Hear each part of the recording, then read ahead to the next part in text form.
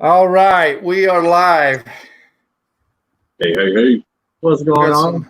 Quakes is in the house. Adam Wolf. Hey, what's up, Nice. Adam? What's up, guys?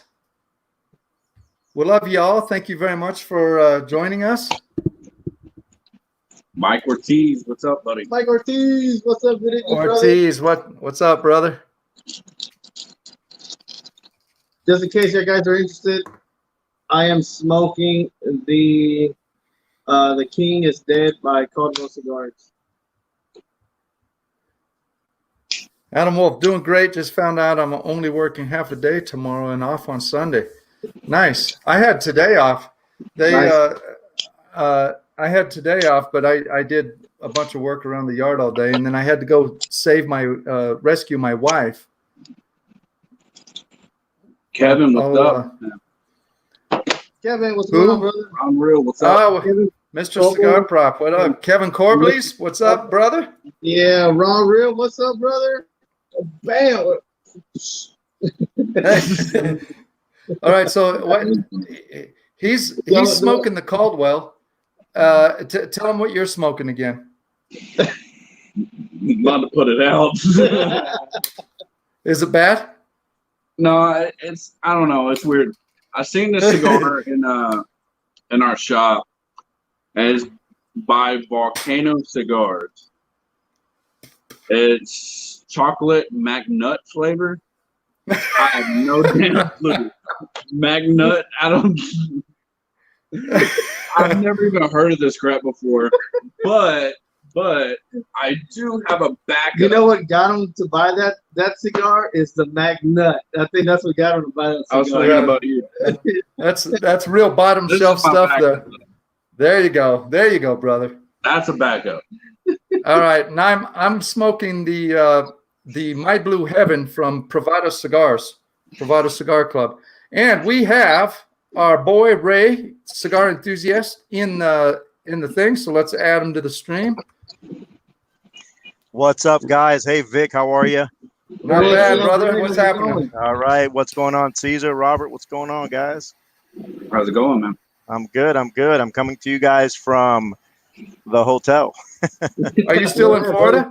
I'm in Miami now. Yeah. Okay. So where do you live? I live in Orlando, Florida. Oh, okay. Yeah. I thought you were. I just finished one of your videos today where you were in a shop with the guy that used to work at. Gosh, you were smoking the Lancero. Yeah, that's Randall. Yeah, so I just got the impression that you weren't from Florida. You were from somewhere else, but you were visiting. Yeah, I'm originally from New York, born and raised. I moved to Ocala, Florida in 2006. Oh, nice. Yeah. Nice. So are you a Mets fan or a Yankees fan? Let's go, Yankees. You're part of the good club, the Cheaters Club, like us. Oh,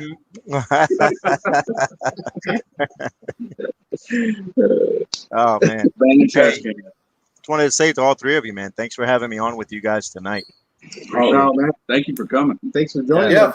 Definitely. Thank you for spending some time with us. It's very cool.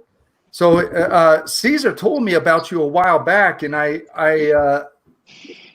but really, it's only been, I don't know, I think less than a month that I've known about you and stuff, checking out your videos and everything. So thank you. Tell us a little bit about Cigar Enthusiast and what you do and stuff. So Cigar Enthusiast is what I'm doing besides the group and whatnot. What I'm doing with Cigar Enthusiast is promoting cigar shops and promoting house cigars, promoting boutique cigars. All right. Nice. I love cigars. I've been smoking cigars for a really long time. And like all of us, I've developed that passion for a cigar, passion for the leaf, right? For me, it's not always just about the cigars. You're looking for the flavors. As you guys know, Cesar and Robert, you guys are doing the reviews on the cigars. I want to bring to the people out there something that they haven't seen before, right? I'm going to introduce you to a cigar you've never heard of. And I want to do it from the shop where you can buy that cigar. You know? Nice. Gotcha. And more than that, what I put out there to the cigar enthusiasts, which is all of us, right? We're all cigar enthusiasts. I'm not cigar enthusiast. All I'm doing is bringing it to you guys. I ask all the cigar enthusiasts, anyone watching, all the fans, let me know what your home shop is. Where are you? What part of the state are you in?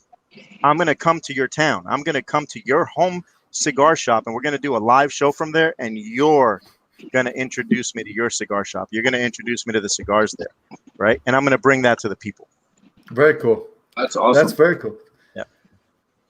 So, So what do you do? Is that your business, or what do you do for work? Yeah. For work, I smoke cigars, and I drink whiskey and scotch. I drink a lot of coffee, and that's about it, man. I'm retired. That's probably the best job I've ever heard. Yeah, I'm retired. I was U.S. Army for a long time. I got to work in law enforcement in New York City as well. I was part of a counter drug task force in New York, and after that, I even tried working in corrections for some time. But at the end of the day, I retired, man. Yeah, I just live out here in Florida and hang out. Far out. Yeah. My job is to bring you guys the cigar experience. There you go. So what are you smoking? All right, so tonight, actually, I just did a show at El Galan Cigar Shop out here in Miami, and the cigar I'm smoking a Lancero, and this one's called. I'm going to mispronounce this, but Vegas del Pural. Okay. A pure cigar. Can you see that? Nice. There? Yeah. That's what I'm smoking. This came from the shop today. We've got about. I think I just picked that cigar up today at our shop. Which one? I'm almost positive. What was the name of it again? Vegas del Pural from Esteli. This is the Grand Reserva. This is made, if I'm not mistaken, by the same people that make Ed Galan cigar. Okay. Yeah, it's a phenomenal stick. I have to double check. I know I grabbed this cigar and I know it said Vegas on it. It might be the same one. Or is it Cinco Vegas? Cinco Vegas. Which is different. Yeah. Oh, my other job is to have a badass beard. I see that. Yes. Yes, See that is a very nice beard. That's Cesar's shirt too. I want that beard. Mine looks like a homeless beard. Nah, brother. It's all about the bearded brotherhood right here, man. Yeah.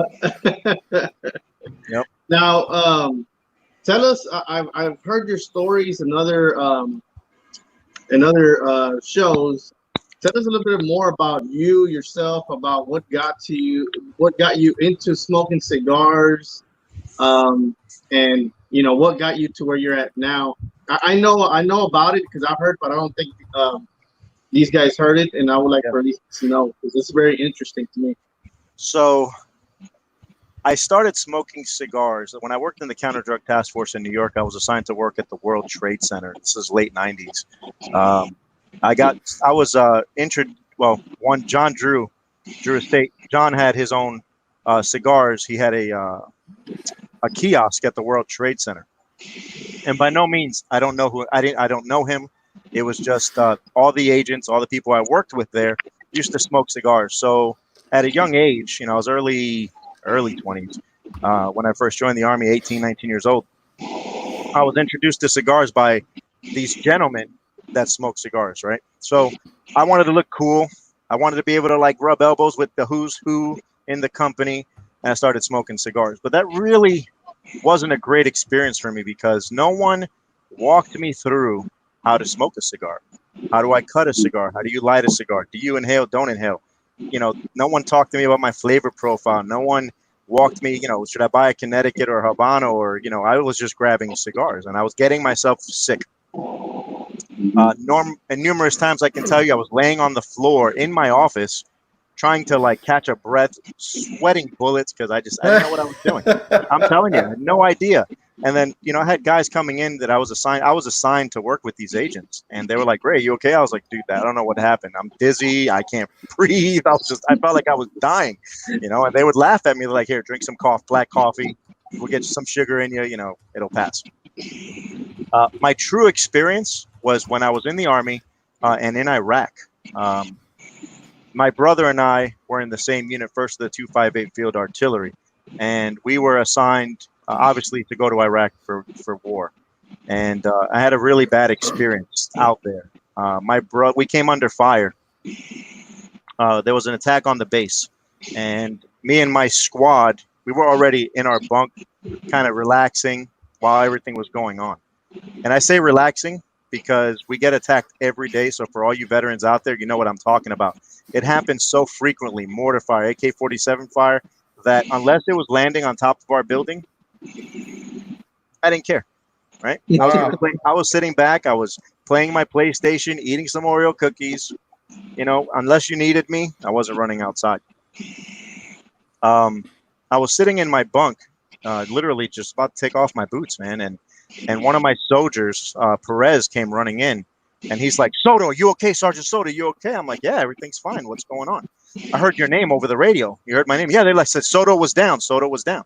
So I was like, "Soto's down." I was like, "My brother." I grabbed my, I think I maybe grabbed my vest. I don't recall. I ran to my vehicle and I took off like a bat out of hell by myself, man. I jumped in my Humvee, left my squad behind. I left the gate and I drove as fast as I could to where I knew my brother was, which was the back gate of that compound. I didn't know where what was going on. I knew we were under attack. I didn't know where. As I'm driving, there's this huge empty field before you get to the gate. And I drove through that field as mortars were coming down on us. And I get to that back gate and the guys were like, "No, don't come in here." They were waving their arms, "Back up, back up, back up." And I just kept flying through the field. I get to that back gate and I jumped out of my vehicle, man. And it's one of those, I don't know what I'm walking into, man. I don't know, is my brother alive? Is my brother dead? Is he hurt? And how am I going to explain this to our mother? How am I going to explain this to my younger brother, Michael? You know, all these emotions, all these feelings. I wasn't a soldier anymore. I was a big brother, you know? And so give me a second, because this is one of those things that makes me really emotional. So I jumped out of the Humvee and maybe put the vehicle in park. I jumped out and I ran to the gate, and Jose Perez, Staff Sergeant Jose Perez, which was my brother's squad leader, he ran up to me. He's like, "1, you're crazy. 2, your brother's okay." Right? He just grabbed me. He's like, "Your brother's okay." My mind was everywhere. My mind was like, oh my gosh, something's wrong with my brother. I'm flying through these gates and I'm handling business. I'm going to grab my entire squad, my entire platoon. We're going out there and we're going to handle business. And I see my brother, when he walks me to my brother, and there's a rubble of wall, because the wall that was where he was guarding the gate, that whole wall was collapsed, man. It caved in, it was blown up, and he was standing there, his head down, catching his breath. And I'm sure thanking God that he was still there, man. And I grabbed him, I hugged him, man. I was so happy that he was there, you know. That night, all the guys got together and we started a bonfire, and they handed out cigars, man. Eddie, Eddie Mateo, Sergeant Eddie Mateo. He started handing out cigars to everyone, and we sat by the bonfire, man. And for the first time ever, I knew what it was to smoke a cigar, man. I knew that it was about, 1, taking that step back, breathing. You know, take that step back and relax and take in that, you know, my brother was here and I'm smoking amongst my friends. I'm smoking amongst my soldiers. And it was the first true cigar experience for me. And it's those moments, right? We all have that one moment where we realize what this was and why we're doing it. And that's my moment. Every time I smoke a cigar, guys, every shop I walk into, you know, you guys see me on the show and I'm doing my thing. But as soon as I light that first cigar, my first memory is not the attack not, you know, what was going on with my brother. It was the camaraderie that I had amongst my soldiers and my little brother, and that I relived that, you know. But the good part of it, you know, and I'm thankful that I'm there, and I'm thankful I'm walking in a shop to smoke a stick.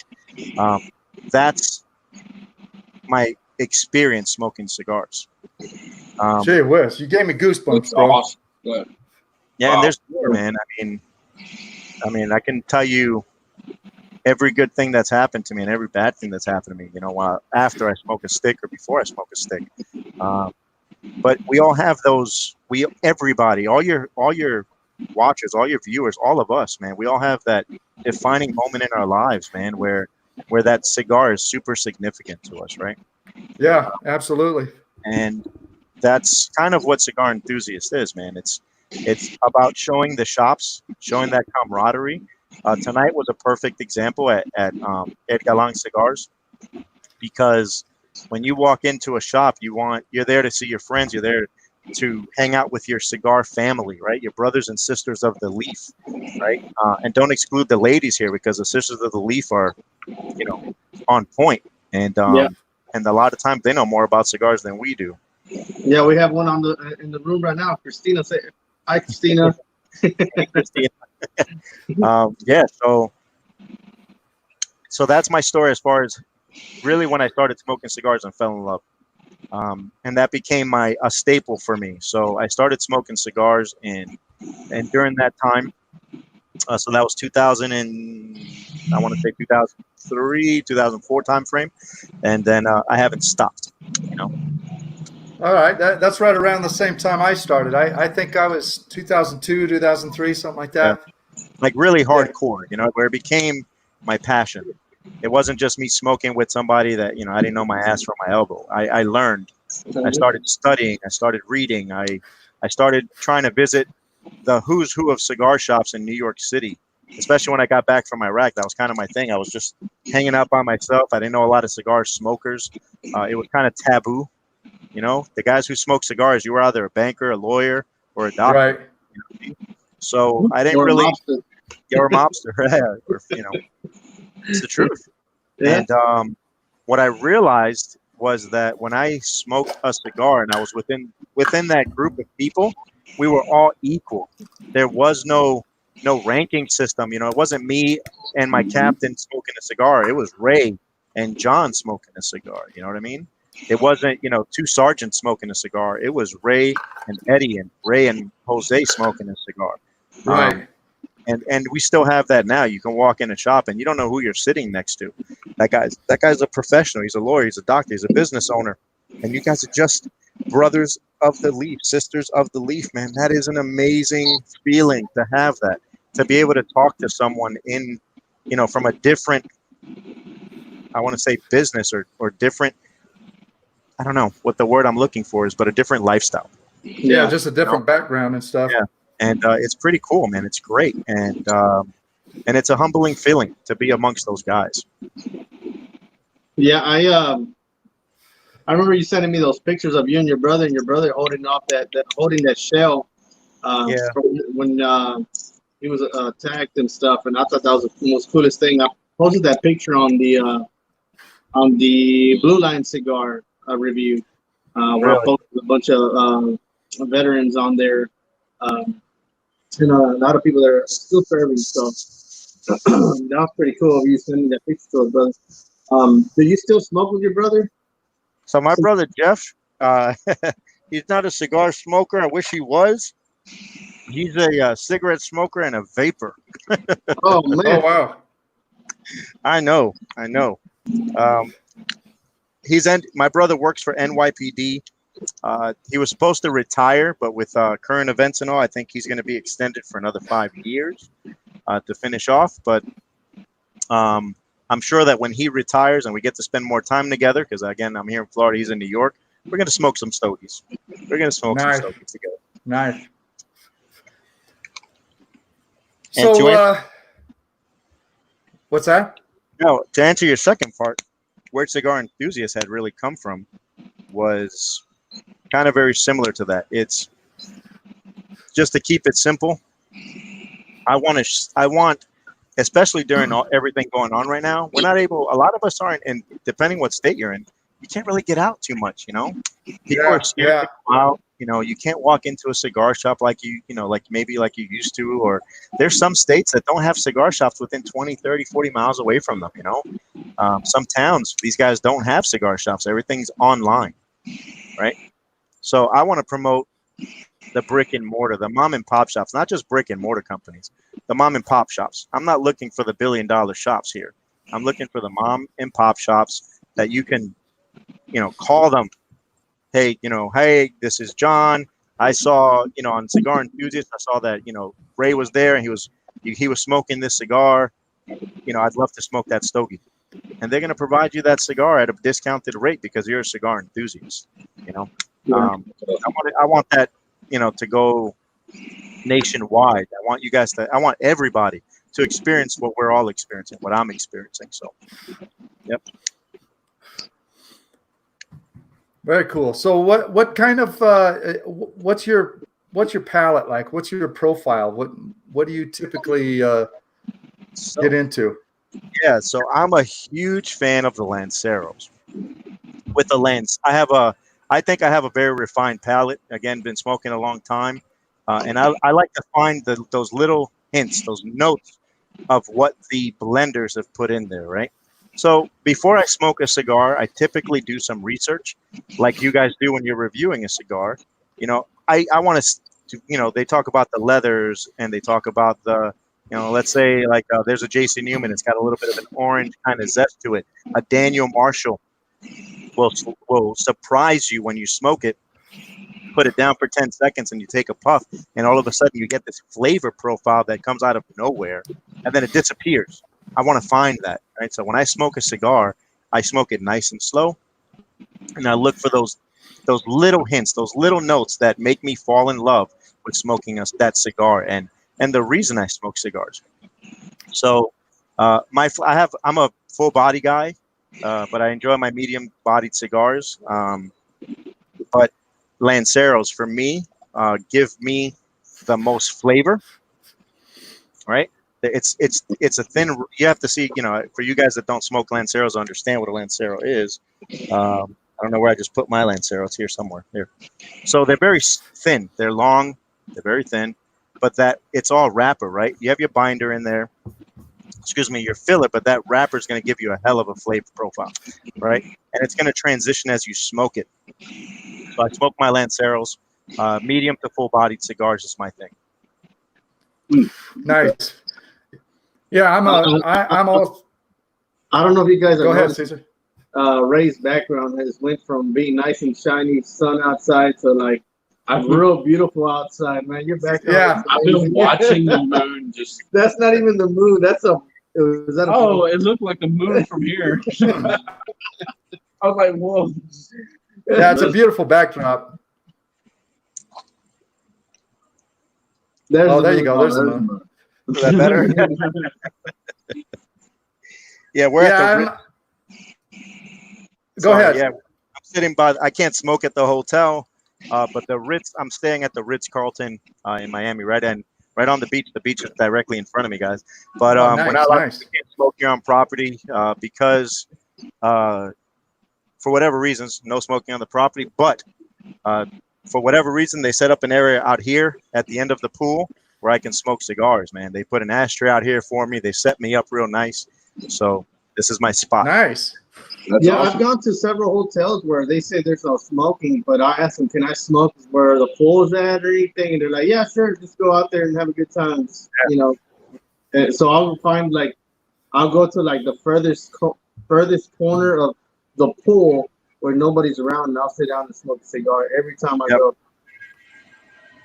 Yeah, this is great, man, that they provided us, that every hotel provides you a smoking area. But the Marriott hotel, this particular hotel here, they really went out of their way to give me my own little kind of sanctuary. So I'm looking right at the pool. I see cruise ships or something out there in the horizon. I've got a great view of the moon. You just can't go wrong. That's awesome. I'm jealous. Cesar, you're welcome here anytime, my friend. I'll take care of you. I So, appreciate it. what town do you live in again? I live in Orlando. Well, you're in Orlando. Okay. Well, shoot, man. I'm so I do a lot of travel for my work, and the last several years I've been going to Florida quite a bit, and I'm supposed to be going out. Well, I was already supposed to be out there again, but the COVID thing happened, so it's probably not going to be until after the first of the year. But I'm planning on making a trip to Orlando because I'm going to meet up with Brian DeSin from Privada Cigar Club. So, Oh yeah, so I'll definitely want to meet up with you as well and have a cigar, no man. doubt. Listen, you're Vic. I'll send you all my information. Throw me a message so I can send you my information. And then you're more than welcome to the Cigar Enthusiast headquarters, which is the house. We got a great backyard, man. Nice pool to hang out in. Nice. And you don't even have to bring cigars. I'm pretty sure I have enough to go around. Oh, God. Very cool. Yeah, man. Yeah, what you described is very similar to me. I'm a big fan of Lanceros as well for the same reasons. They're just a really nice way to get the flavors that were intended for the cigar and stuff, and likewise from what you described, I'm into the complexity of a cigar. So I don't mind stark transitions, but I really gravitate to cigars that have very subtle transitions, and you have to kind of hunt for those flavors and stuff. I really love that. Yes. And yeah, that's my man. So I love being able to talk to a new cigar smoker. That was my passion. I used to work at a cigar shop, and I'd love when a new person walked into the shop and it's like, hey, listen, I've smoked cigars, but I'm new at it. Can you help me find something that, isn't going to be too strong that I'm really going to enjoy? You immediately, if you're an enthusiast and you're helping someone out, you're not going to give them a tabernacle, right? You're not going to give them even a Padron might be too harsh on them. You want to talk to them about, what do you like to eat? Do you like spicy foods, non-spicy foods? What do you like to drink? How do you like to drink your coffee?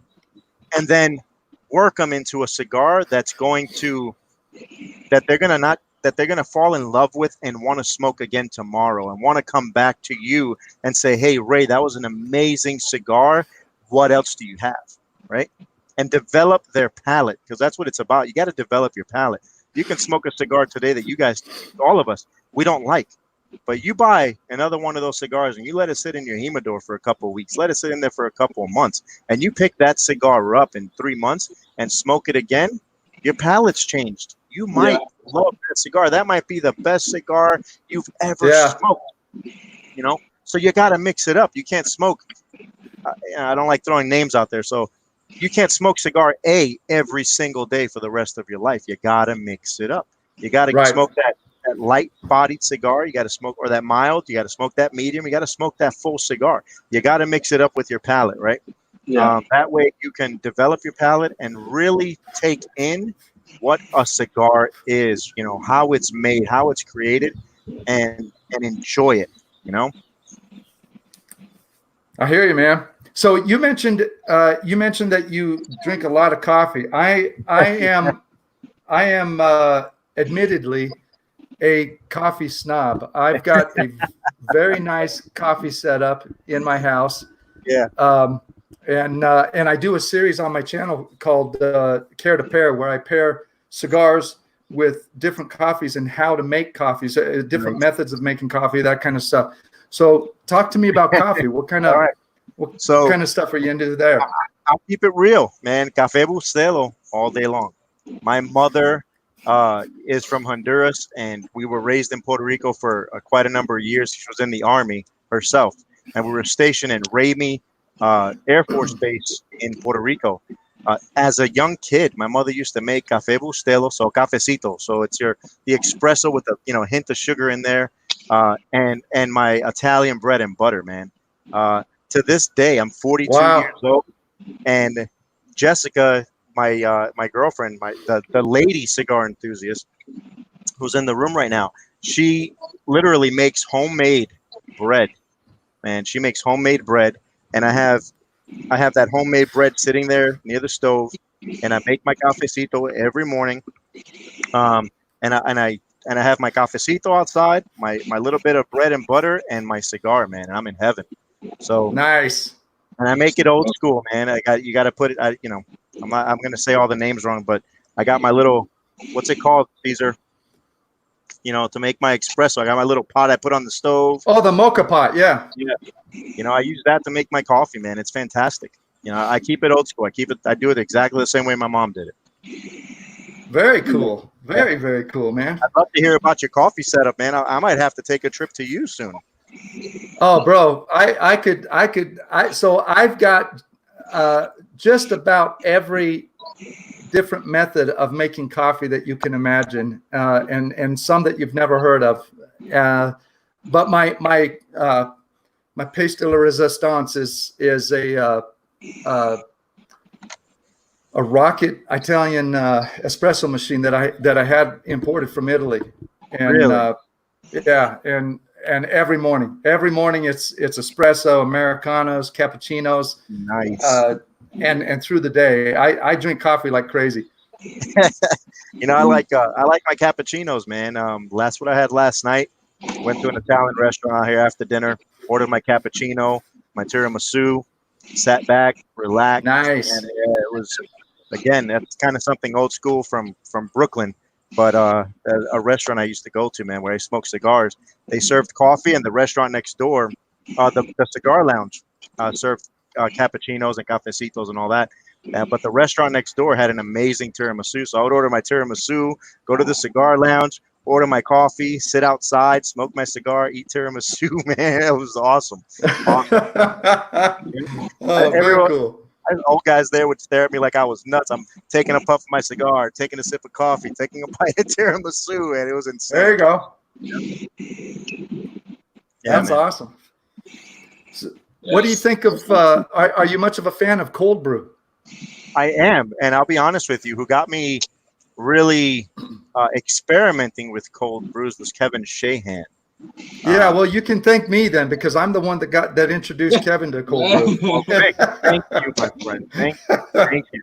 Thank you for introducing Kevin to cold brews. I know he was on earlier. Yeah, he's always drinking his cold brews, man, and talking about them. So I'm always, trying that out. But I'm no expert here. No expert, man. I'm gonna go to Starbucks, man, and pick up something cold there, man. I just can't do it myself.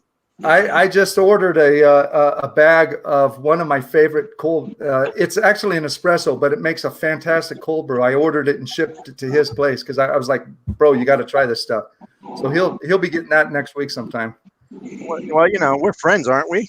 Vic, we're friends, right, bud? I'll hook you up, man. I'll hook you up. All I drink is, what is it? Death Wish coffee. That's all I drink. Death Wish Wish. coffee. Really?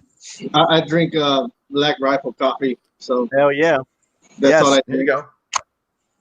That's good stuff, man. Yeah. I've had a couple.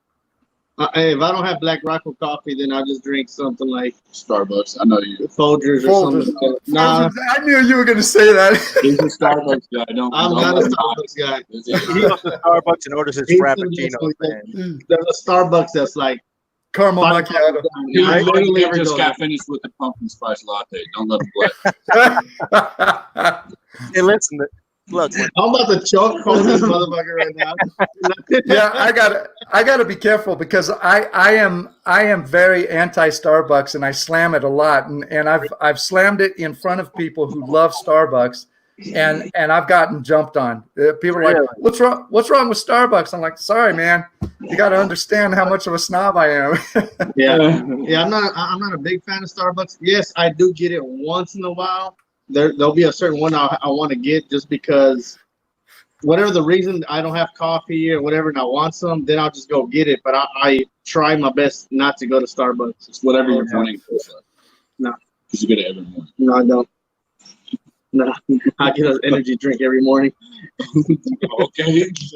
Oh, you start off your day with an energy drink? Yeah, I Cesar? start off with a bang. Yeah. Yeah, actual bang. It's what it's called, a bang.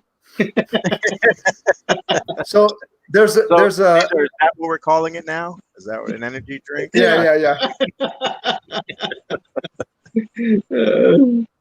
Yeah, That's it has no sugar and all these other stuff that I'm like, all right, I don't have any sugar. I'll go ahead and get it. Christina Harrison wants the pumpkin. What is it called? Any pumpkin coffee, my she way. wants it sent her way.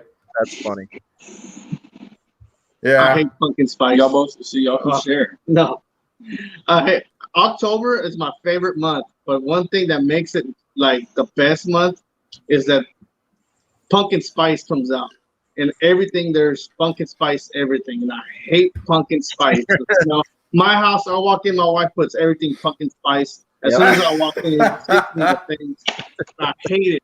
I hate it. Everything on your wife right now. The only reason main reason I love October is because of baseball. October baseball. That's the only reason. All right. Gotcha. So Vic, JJ, you say you're a coffee snob, right? yeah. So being the coffee enthusiast you are, what do you think about the pumpkin spice lattes and the pumpkin, flavored coffees?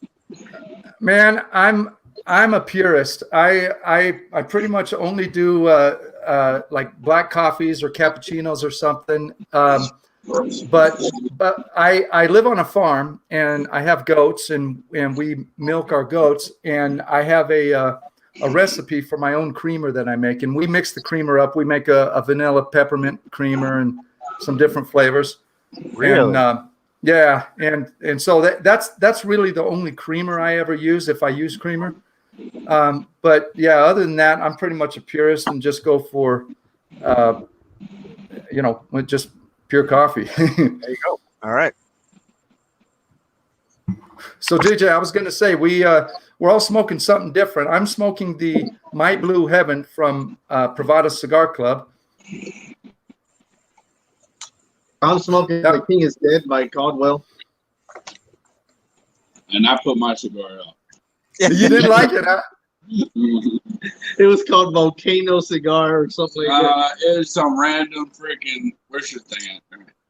It's by Volcano Cigars. It's chocolate McNut flavor. And what caught his eye was the McNut part, and that's why he picked it up. Yeah. So Rob, is the tubo plastic or glass?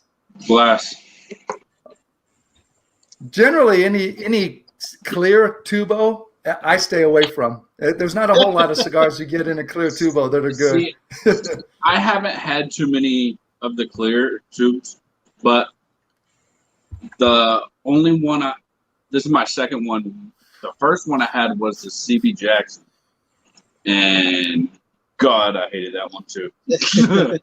But now I know. I don't. Now you know. So how long has your show been going on? I think this week I was able to catch up on 2 or 3 of your past, your more recent ones. Yeah. So the show's probably been going on now for, I don't know, maybe 2 months. Maybe 2 months now. Okay. Consistently, about 2 months. It really started off as so Cigar Enthusiast started off at a shop, really, without doing the videos. It started long before that. There was a conflict with my name with Cigar Enthusiast, so I actually started over again. But it started off at the shop with a group I started with, a whole bunch of new cigar smokers that I had the pleasure of meeting, and starting a group, about 15 guys, and teaching them the process of selecting a cigar, lighting, cutting, going through the whole A through Z of cigars, and then this came about. I started doing videos from my pool, my backyard, and then visiting the shops. Yeah, so about 2 months. Very cool. So did you? So you follow Kevin? You follow? You follow the guys, obviously. What are you getting ready to light up that Sin Compromiso? Yeah. Rob, nice. There you go, man. Should have been the first cigar you lit. That's a proper cigar, man. Yeah, it should have been the first one, but since he's all about nuts, I was like, go ahead, do your thing, bro. Look, no one asked you, It's Mr. the- Pumpkin Spice. It's the month, bro. You're trying to celebrate your month, bro. Oh man. You guys are funny. So what do you think of crowned heads? What do I think? Yeah.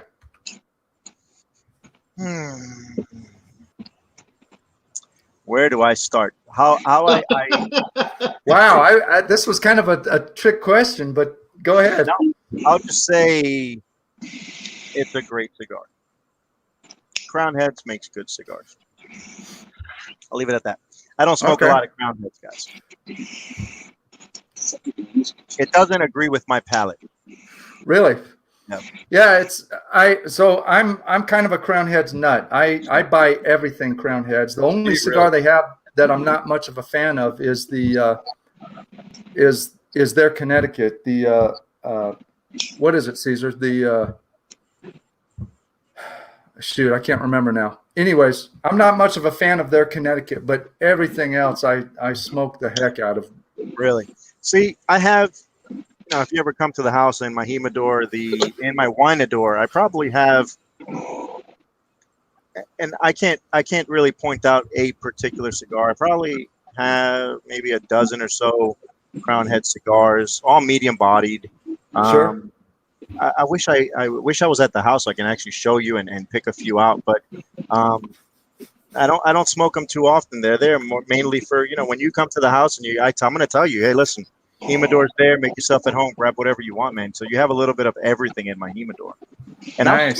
I smoke anything. I mean, I'll smoke it all because I say it all the time. There's no bad cigar. And I have to develop my palate for some of the other cigars, right?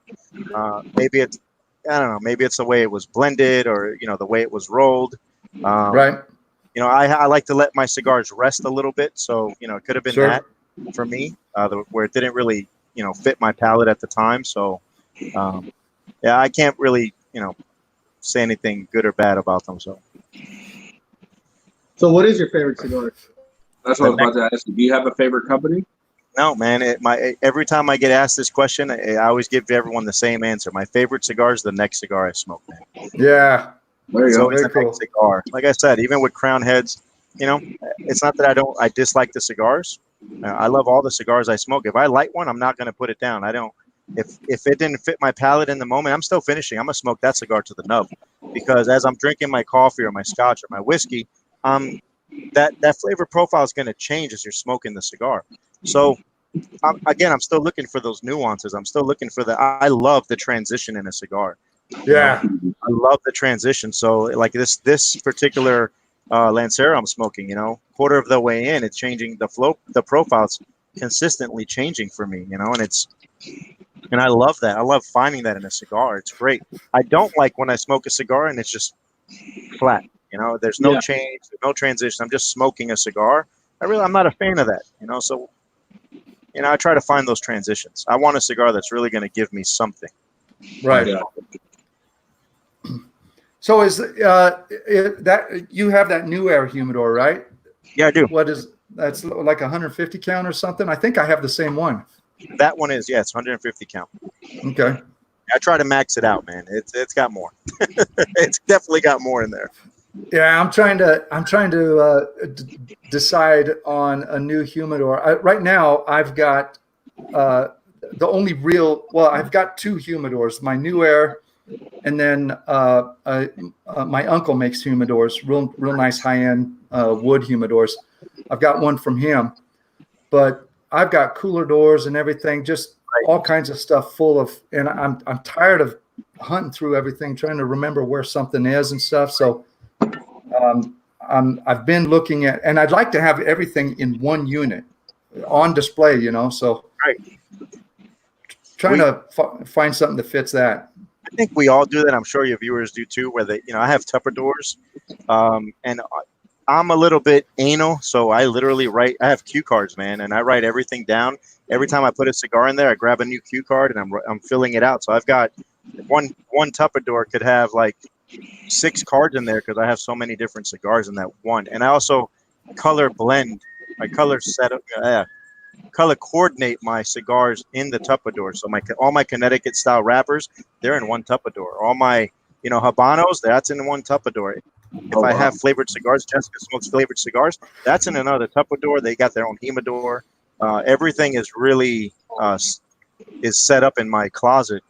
So if you want a medium bodied, full bodied, you want something mild, I can grab a Tupperware and I say, hey, grab something out of here.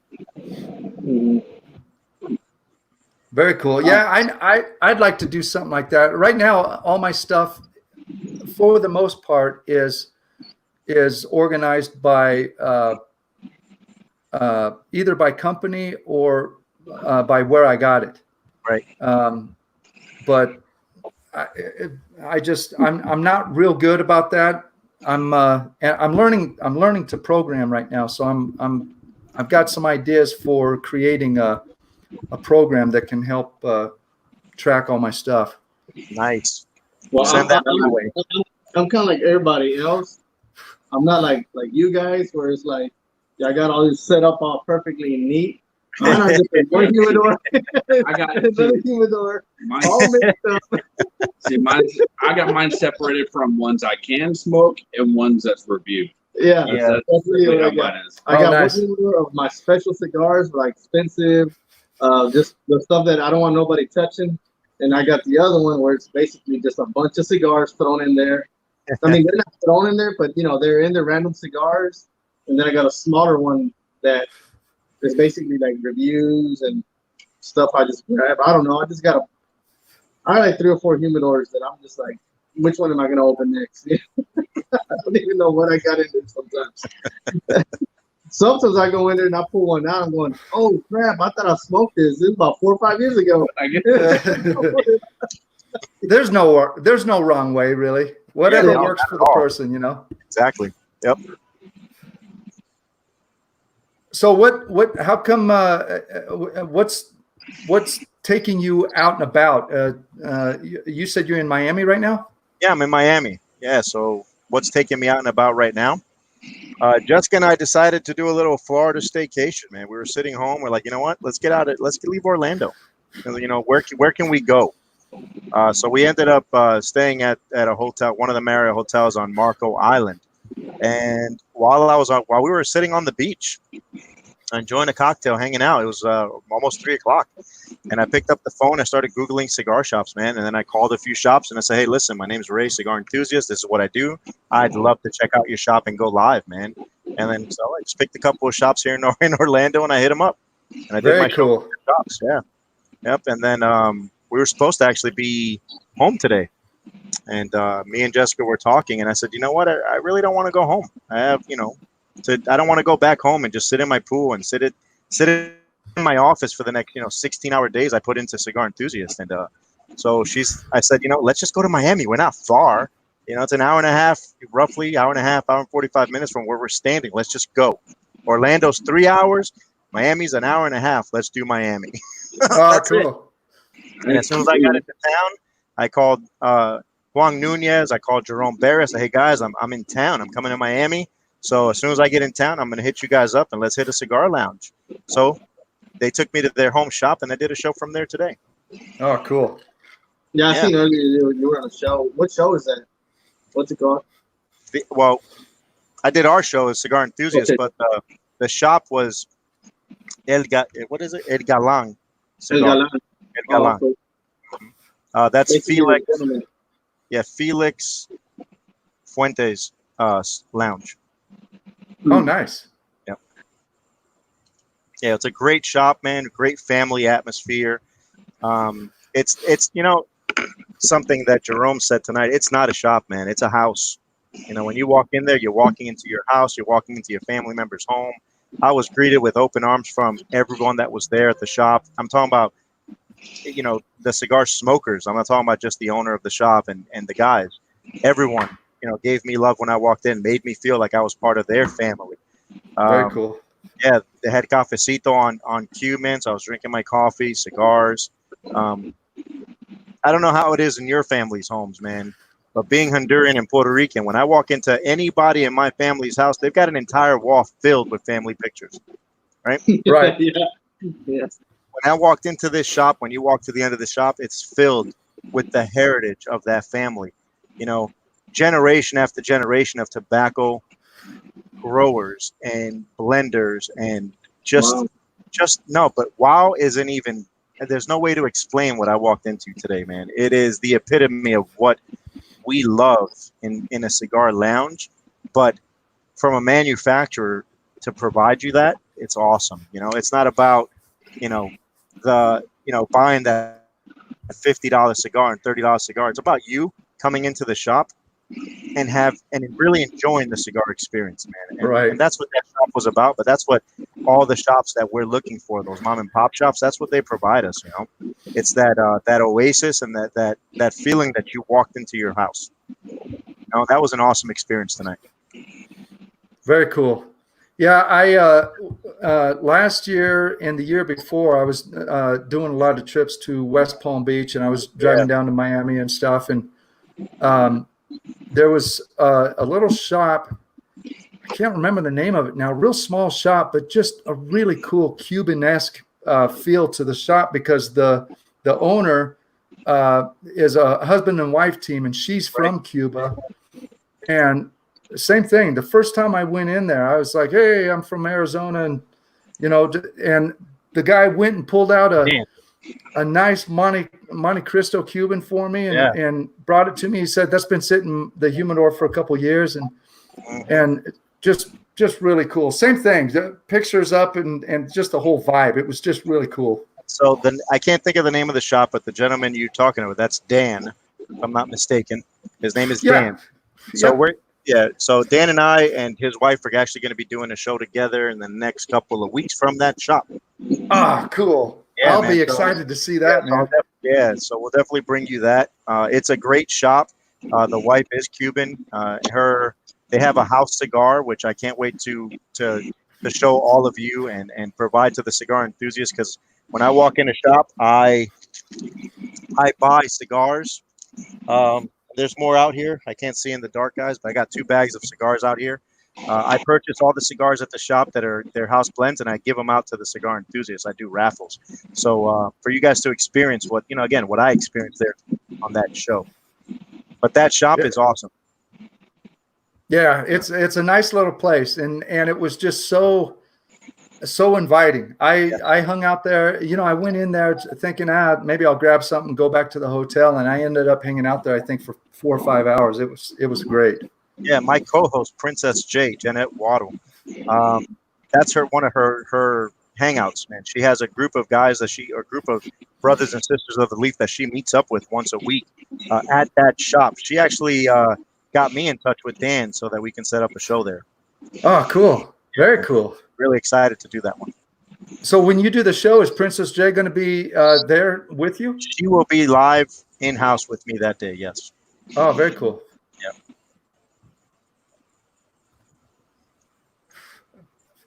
I love this cigar. I absolutely love this cigar.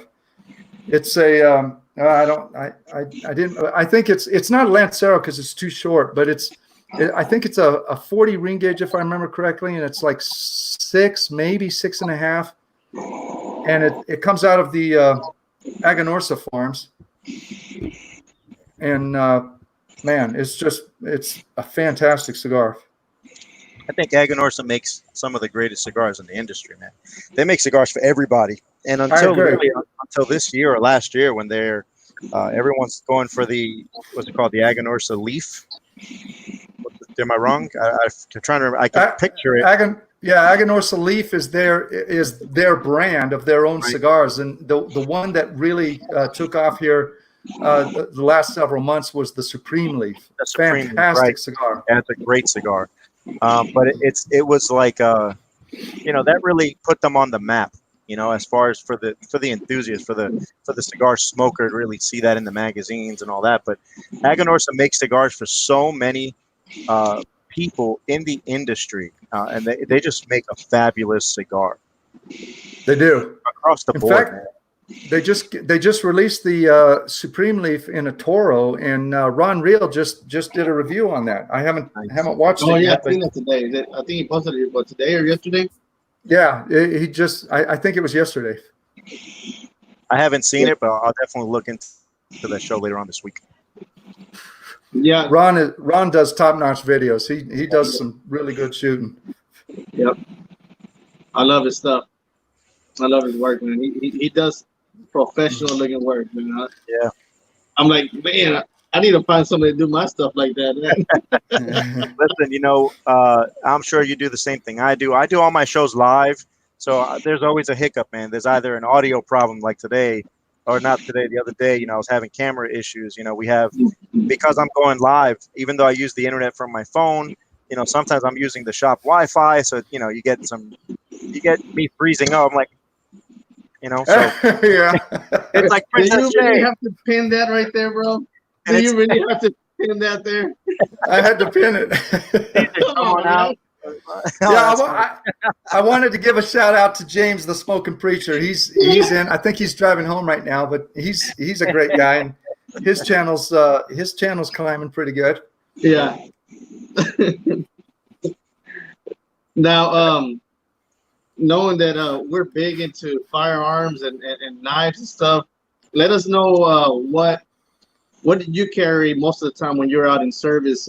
What firearm, your sidearm, and your knife that they give you in the service, and you trusted the most to carry? We all carried the M4s. We carried the M9 Berettas. We didn't carry knives that were issued to us from the military. Everybody had their own personal preference. If you wanted to carry one, you carried one. If you didn't, you didn't. I don't have a lot of knives at home, to be honest with you. As far as handguns, I like my Smith & Wessons. That kind of, because I carried a Smith & Wesson M9 in the military, it's one of those things that I trust. I know the ins and outs of them. I can take them apart, put them back together with my eyes closed. So I'm really comfortable with Smith & Wessons. I like the Rugers as well, but Smith & Wesson for me has been making a quality firearm for a really long time. I was a weapons instructor in the military. Nice. Yeah, so I've fired even prototype firearms that we were going to use. But I'm stuck on the Smith & Wesson. As far as rifles, I'm a long-range shooter. So the what's it called? Having a brain fart, guys. Sorry. The precision rifle for me is a great rifle. I like the 6.5. I like the Creedmoors and the 308s.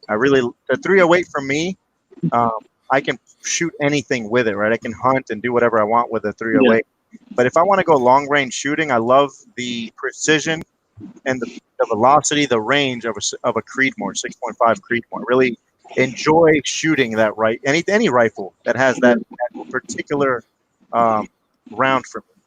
Yeah, and that 6.9 6.5 Creedmoor. It's not it hasn't been out that long. It's a newer round that came out not too long ago, and it's making a big impact in the gun world.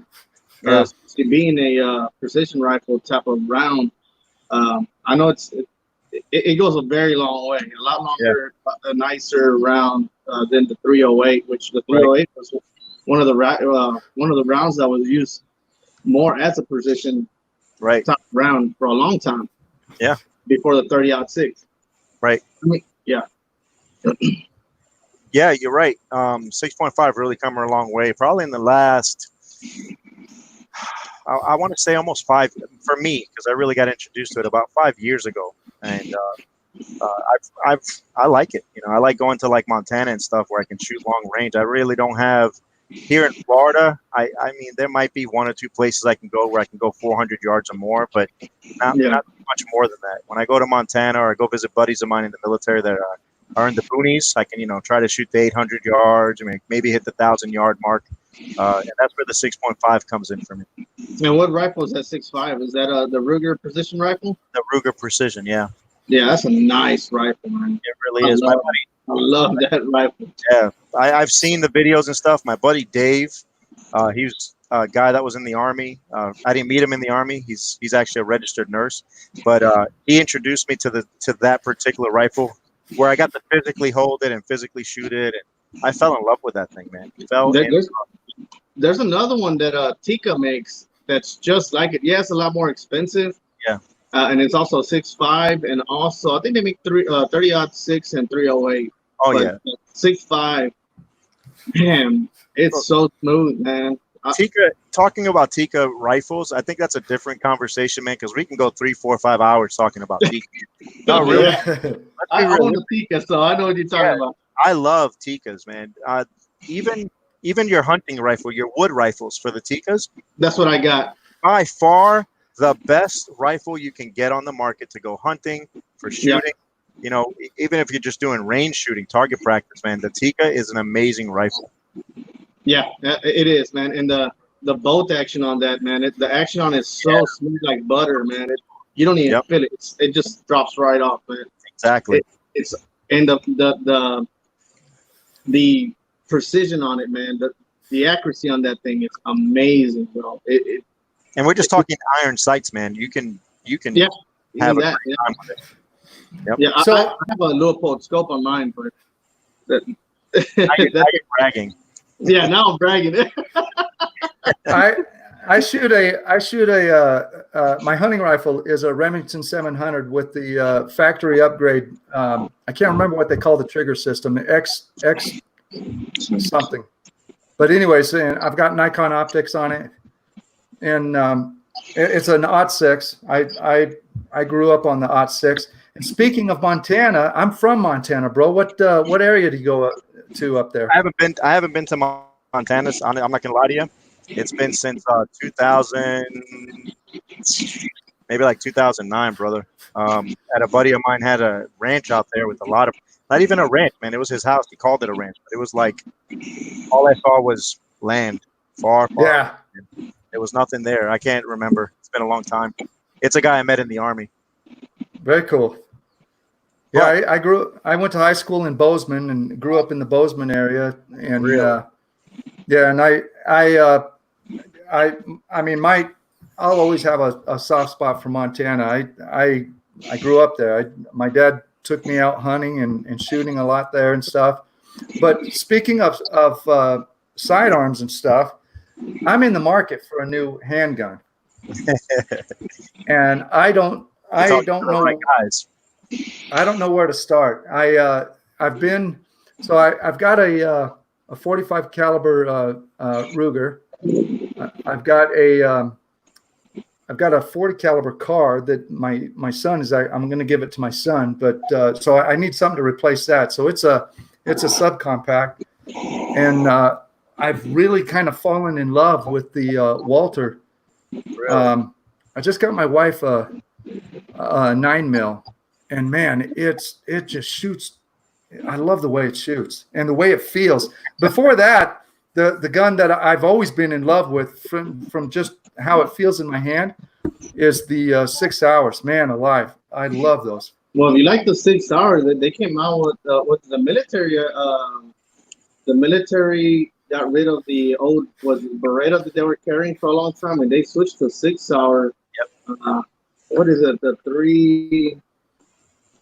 Man, I was actually looking it up not too long ago, but it's a nice gun, and I think they only run for like around 500 or 5. Really? 550, yeah, like 560 or 600. Very cheap, and it's a tan color. I'll tell you what it is right now. I was looking it up, but I can't even remember right now. It's been a long time since I've shot one. What is it? It's a P320. That's P320. Yeah. The military adopted that one. Now they're going to be carrying that as their sidearm. I know Glock and Beretta and all those guys were trying to get that contract with them. Unfortunately, they lost, and SIG got the contract. And I know a lot of the police departments. I think Dallas ended up also started using that firearm as a sidearm. Now, is it a 40 or what size is it? I believe it's a 9mm. I want something. I'm But really akin to the 40. No, man. you can get a 45 and all that with that, and a 40 with that gun too. So you don't have to. Okay. Yeah. And they have a full size and compact size on that firearm. Yep. For me, it's going to be again Smith & Wesson M&P. Okay. That's the carry. That's my carry compact 45. But you can also, if you don't want subcompact, again, you can get your standard M&P in a 45, and it fires amazing. Nice. Yeah. Great firearm. Yeah. Oh yeah. You talking about the? Is it the Shield you're talking about? The Shield, yeah, M&P Shield. Yeah. Great. Wow, Great.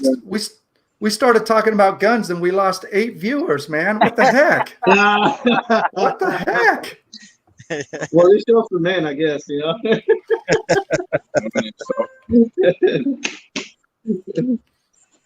You know what How's that's that, what it's about though? We're herfing. You know, we're on a show, but that's what herfing is, right? We talk about everything. Everything. That's why I love going to the cigar shops, because the conversation, it's never the same. When you walk in there, you can be talking about your family, you can be talking about work, talking about handguns, guns, cigars. That's what it's about, man. That's what herfing is. It's all of us talking about our interests and about our lives, man. That's awesome. That's awesome. Yeah, I always thought that they issued you guys with a knife in the military, just to say like you wanted one. No, they used to. I have a huge collection of military knives that, you know, even from going back to World War I. Wow. Yeah, I mean that connect to your M4s. You know, it's not your K-bars, stuff like that, but yeah, I mean, they used to do it back in the day, but you know, we're not running around with these giant rifles and running into people and stabbing them with our knives. Right. You know? So, you know, everything is close. Everything we train for, everything I train soldiers on when we're doing handgun training, firearms training, it's all close quarter combat, right? That's where the N4 came in. You used to carry your A1 M16s, and the idea in your training is that you're shooting long range. You're shooting 200 yards, 300, 400 yards, 450 yards. The reality of the military and how combat has changed, it's all close quarter. So they had to shorten the barrel for your M4. You were right here versus here, and you're turning a corner, you know, and protecting yourself and protecting your soldiers. So with that change, you know, that's where all these firearms have changed. That's where the M4 came in. It's all close quarter combat. You're not looking at long range. But even on that rifle, didn't it have a connection to put like a bayonet or a knife on there in the bottom of it? Yeah, they do. I mean, It's not like they get used, but I know it did have it. The M1s. M1. Yeah, the M1s had it. The M4s, you can do an attachment on there, but for the most part, you're putting flashlights, you're putting lasers on there. Yeah. You know, again, you're looking at close quarter combat versus the long range and stuff. Yeah. No, in the military, unless you're in a select unit, you're not really going to get taught the hand-to-hand combat stuff as far as knives concerned. So it wasn't really part of your training. Yeah. Man, I'd love to do some training with you. That would be awesome. Listen, when it comes, if you want to, and listen, and me and Jessica, we're always planning new trips, man. If you think me and you can talk offline, if there's a cigar shop near you that you would recommend, again, mom and pop shops, brother, I'll come down there. We'll spend a week together hanging out. We'll smoke cigars, visit the shops, do a couple of shows, and you know, we can easily get some firearms together and have some fun, man. Oh man, I could take you to Phoenix. Has a lot of shops. And the whole gamut, everything from small mom and pops up to real nice lounges and stuff. Yeah. I love the nice lounges, man, but you know, it's my personal take on there, right? I'm all about supporting the mom and pop brick and mortars. You know, at the end of the day, those mom and pop shops, man, that's paying their son's college tuition, that's paying their house bills, that's paying for their car, that's paying for them. Their phones, you know, that's helping them survive. That's helping them also put cigars on the shelves for us to enjoy. You know? Absolutely. And the bigger companies, and I respect them because I do go to those lounges. You know, I'm a big Rocky Patel fan. I'll go to over in Naples, man, the Rocky Burn Lounge. Man, that place is off the hook, man. It's a beautiful shop. I'm gonna go there. I'm gonna visit all the bigger shops, but I want to support the brick and mortars, man. I want to support the mom and pops. I did a show at Burn with Kevin last year. Nice. Yeah, we'll go. Shop. It's beautiful. We'll go to. You familiar with Brad over at Zeal Cigars? I am. Yeah, but Brad's a bro of mine. We can go hang out at his place. He's got a real nice, small, intimate little lounge area, and it's totally family oriented. I'm in. You don't have to pull my arm. I'm in. Hey, baby, we're going to Arizona. Done. I just need a town, so we can book the hotel. We just booked 4. How many hotels did you book yesterday? 4, 6. So yesterday she booked 6 hotels for us, man. Holy cow, man! You're a traveling fool. Yeah. What was that? Oh. So she works for the Marriott. So it's we get, we're very lucky. I feel blessed that we can pretty much go into any town and always have a place to lay our heads. I'm a Marriott guy. That's where I stay when I travel, man. I just gravitate to Marriotts all the time. That's it, man. It pays to know someone, man. Right here, brother. We got you. There you go, man. I spend enough in those places, that's for sure. Yeah. Hell yeah, That's brother. what me and my wife use every time we go somewhere. Marriott. Yeah, man, it's the way to go. They've got one of the things about the Marriott is that they take care of their clientele. They have beautiful hotels, and they really provide a good experience when you go to that hotel. So Yeah, across the board, all the Marriott hotels are generally pretty stinking nice. yeah. Oh yeah.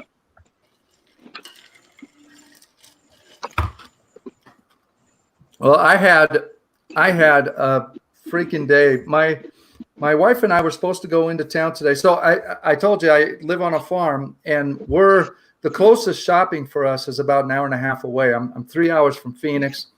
I'm butted right up against Tonto Forest, and we were supposed to go into town, but for various reasons, she ended up going herself, and I stayed home.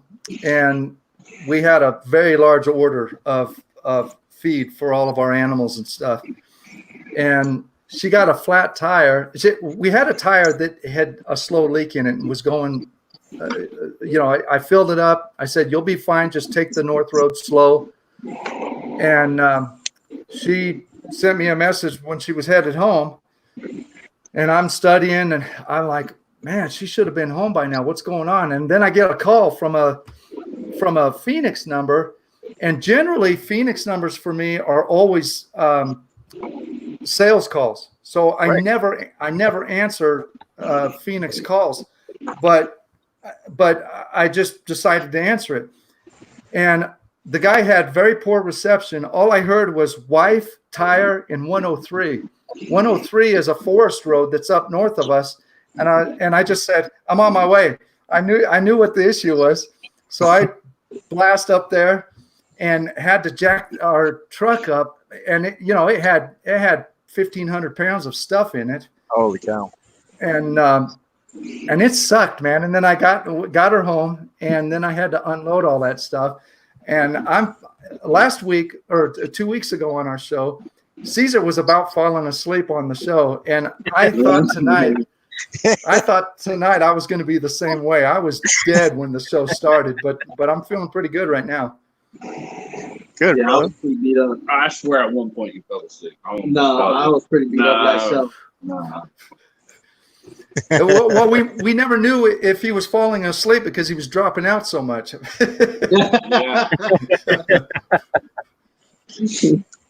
Yeah. Steve really gave you a hard time about that. Yeah, That was he awesome. Yeah, We on the last show we had Steve Zengel from Los Caidos Cigars on. Yeah. Falling asleep on the show. That's great.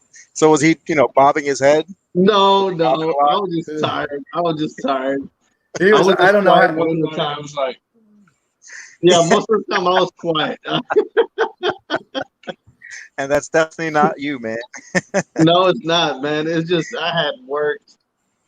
I only had like 4 hours of sleep, and then I worked 12 hours straight. Come home, and I got on the show. And I was getting on the show like last minute, trying to hook everything up, put everything together, and then I started having problems with my phone, so I had to restart my phone and do all kinds of stuff. I was like, dude, this day is getting too long, man. I was already done. I was done. I get it, brother. We've all had those days, man. You guys, I know you're always posting your videos of you driving. I mean, you work hard, brother. So Yeah. It gets to you. Sometimes you need to take that, and we've talked about it. You and I have had this conversation. You got to take that step back sometimes, and Yeah. but you got to give yourself some rest. You got to give your family some time. And I actually took that conversation to heart, man. Me and Jessica had, we talked about it as soon as you and I had that conversation. I said, Cesar's right, man. I can't be doing this 24 hours a day, 7 days a week. I need to have some me time. I need to have some family time, spend time with my son. You got to do it, man. Yeah.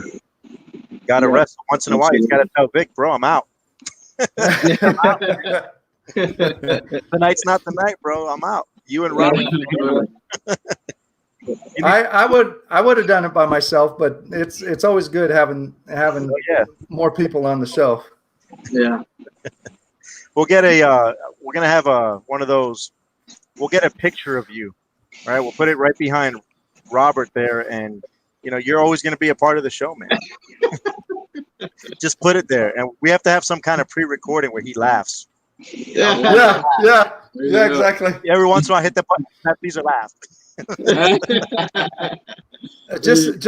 Just put a cardboard cutout of your face on that blow-up doll that you were talking about. Oh yeah, right. It can sit in place for you or Rob. We discussed it. I told him he should. You seen that show Lion King, or no, not Lion King, Exotic King, or Exotic Joe Exotic. You seen that, right? Tiger King. Tiger King. No, I have not, and I don't want to, man. Oh man, you gotta watch it. Dude. Show's the devil. Not gonna watch it, man. I don't want to watch a show that it's about a woman who fed her husband to tigers. That's all you need to say. All right, so everybody watching, look, Tiger King. It's a show on Netflix. Woman feeds husband to tiger. End of story. She got away with it. It's done. It's over. Don't watch it. No, son. That's just a little bit about the show, man. There's so much other stuff that you have no idea. That's why I was telling him, because in that show where the Tiger King or whatever his name is, Joe Exotic, pulls a blow-up doll and calls her Carol and beats her up in his live stream. And I was like, while he was gone because of COVID, I was like, dude, I'm about to buy a blow-up doll, have him next to me, and call him Carol and just beat him up. You gotta make sure you gotta draw beard. You gotta do the whole shebang, man. I'm down with that. At the times that I'm not here, there you go. Yeah. I tried ordering it, but it said that I couldn't get it because it wasn't something essential, so I couldn't get it. Yeah, but I'll get one for you. Amazon putting the Oh God. I just ordered a new mouse for my computer, high-end mouse, and they sent that. It wasn't for me. It's essential. Yeah, but a blow-up doll, I don't think it's an essential. I'll get one for you.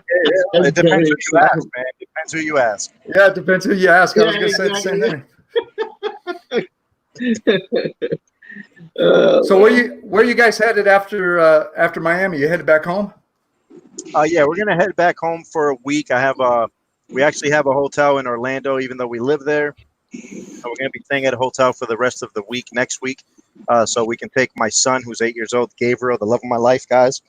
Nice. Spend some time with him, hanging out by. They have a what they call the Lazy River at the Marriott Hotel. I mean, this place.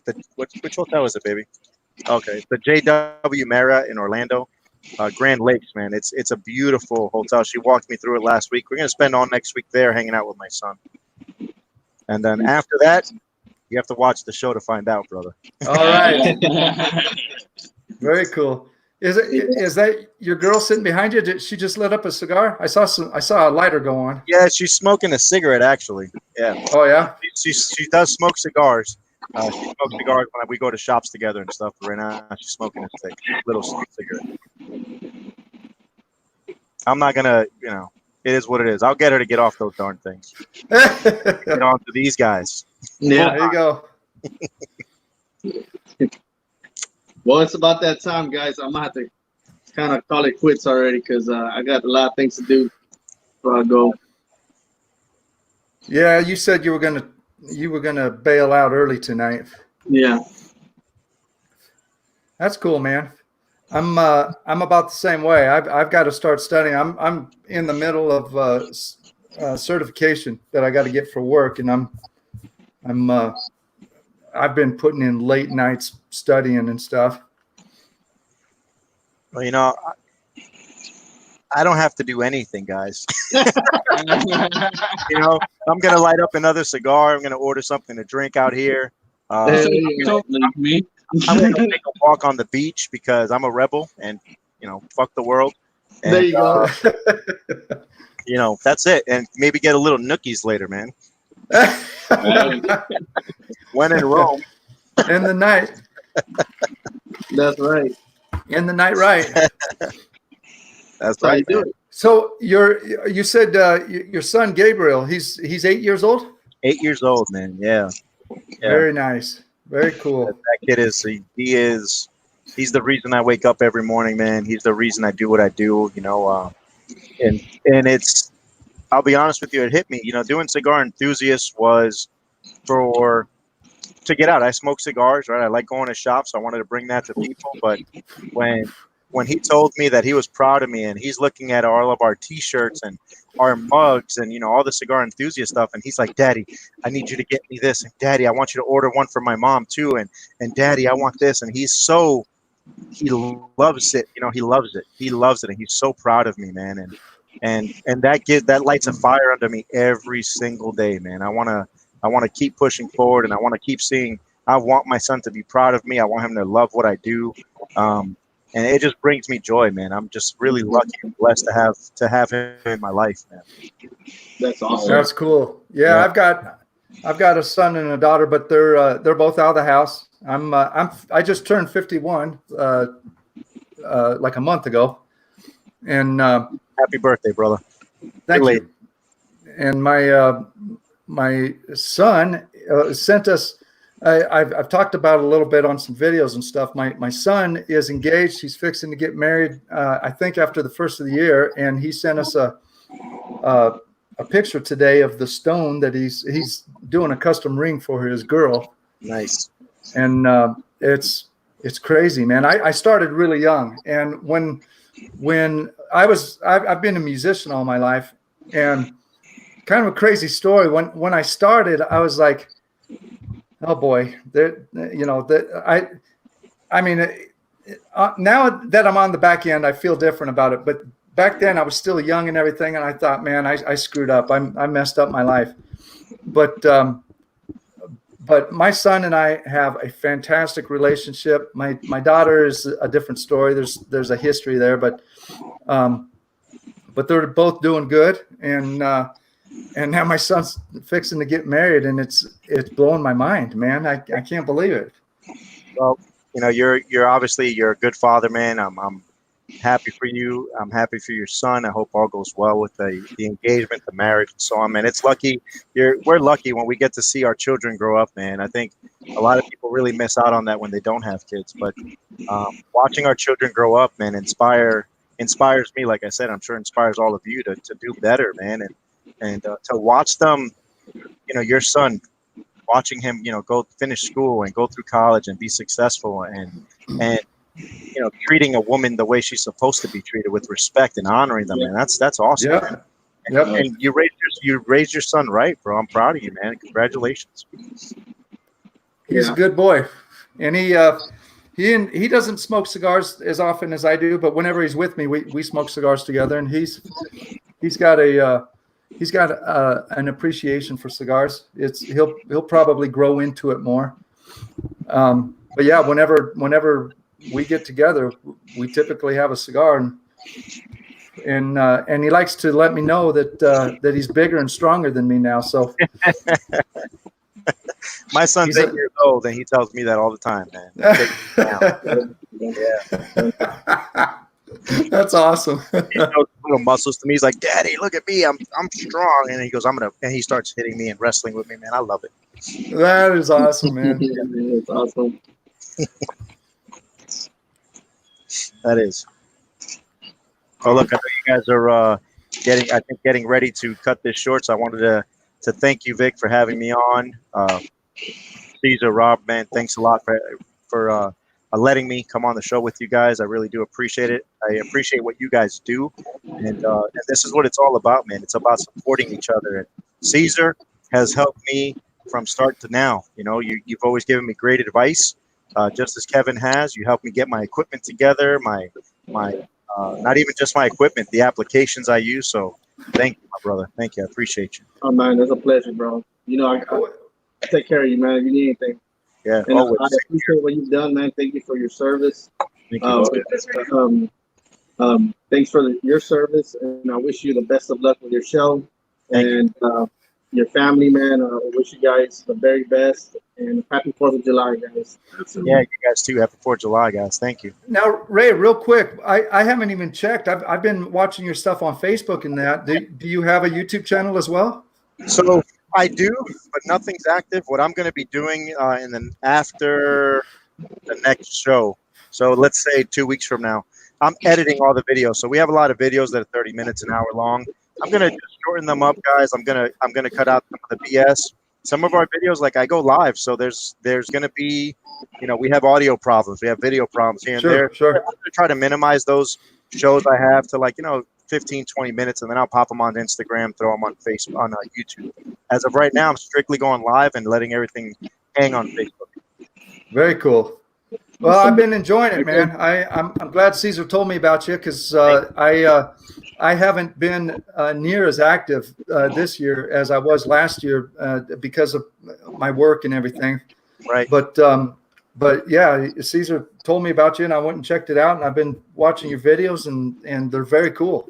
Thank you. I appreciate you, man. I really do.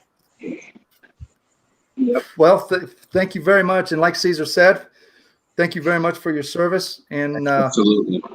and keep up the work, man. We'll be watching you. Thanks, brother. I appreciate And you. I'll be hitting you up. I'll send you my contact info and stuff, and Yeah. we'll be talking some more. Hey, I might be coming to visit you in about 3 to 4 weeks, man. Be ready. I move quick. I have nothing. Yeah, you Time, do. brother. I love to travel. All you got to do is give me a location. I'm going to be there.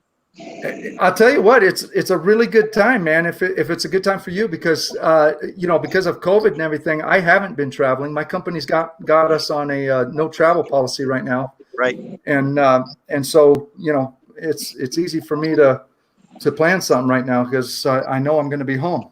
So everybody watching now, be ready. Cigar Enthusiast Triple Cap coming to you live from Arizona sometime in the next 4 weeks, because that's how we roll, baby. That's how Cigar There Enthusiast. you go. There you go. So be ready, That is awesome. That is awesome. I'll hook you up with some good stuff. brother. I'll hook you up with good coffee. I probably don't have any cigars you haven't had or don't have, but I'll hook you up with some stuff, and we'll hit some good lounges. Hell yeah, brother. Hell yeah. I look forward to it. Thank you. All right, All right, guys. everyone. All right, guys. Everyone have a good night. Thanks again, guys. Thank you.